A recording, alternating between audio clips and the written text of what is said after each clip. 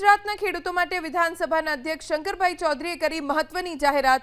થરાદના આત્રોલમાં વિધાનસભા અધ્યક્ષ શંકર ચૌધરીએ ગઢસીસર અને ઢીમા બંને કેનાલોમાં ખેડૂતો માટે સિંચાઈનું પાણી છોડવાની જાહેરાત કરી। વાવ થરાદ સહિત બનાસકાંઠા જિલ્લામાં હલશિયાળુ વાવેતર થઈ રહ્યું છે। કેનાલમાં પાણી છોડવાની ખેડૂતોએ માંગ કરી હતી।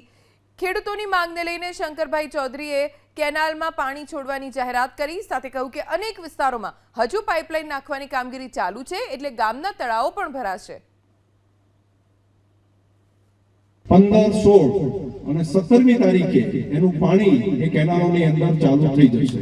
એના બધી વ્યવસ્થા કરીને 15, 16 બે દિવસની અંદર જે એને સફાઈ કે બાકી જે કરવું એ કરી લે, પરંતુ 17મી તારીખે સાંજ પહેલા નર્મદાનું પાણી એ કેનાલોની અંદર ચાલુ થઈ જશે। જાણ કરવી હોય બધાને કરી દે।